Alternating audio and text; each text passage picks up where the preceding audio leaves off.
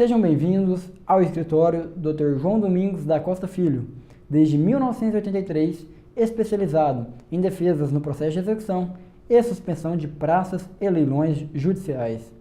Meu nome é Leandro Marmo Carneiro Costa, sou advogado e irei tecer aqui breves comentários sobre a possibilidade de se ajuizar uma ação rescisória contra decisão interlocutória com conteúdo de mérito proferida no bojo de um processo de execução. Pois bem, o artigo 485 do CPC prevê que será possível o ajuizamento de uma ação rescisória em face de um acórdão. Todavia, a leitura que se faz desse dispositivo legal é que é possível o ajuizamento de uma ação rescisória em face também de uma sentença e de uma decisão interlocutória, desde que o conteúdo do referido provimento jurisdicional seja de mérito.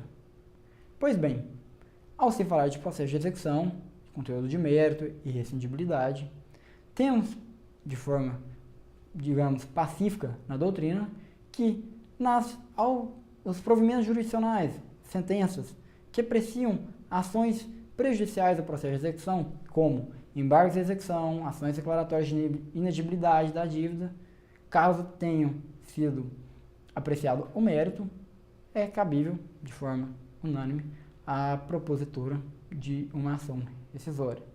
Ocorre que uma questão que é objeto de uma grande discussão é a possibilidade de se ajuizar uma ação rescisória contra uma decisão interlocutória proferida no bojo de um processo de execução.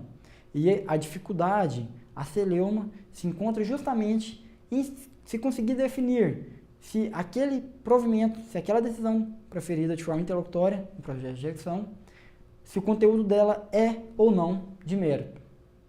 Expliquemos o porquê da divergência.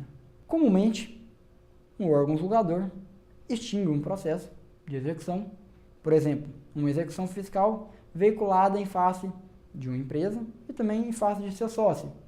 Então, o órgão julgador extingue em relação àquele sócio o processo de execução pela ilegitimidade passiva do mesmo. E ao proferir a decisão, ampara o seu julgamento no artigo 267 do processo civil, o qual prevê expressamente apenas hipóteses de extinção do processo sem resolução de mérito.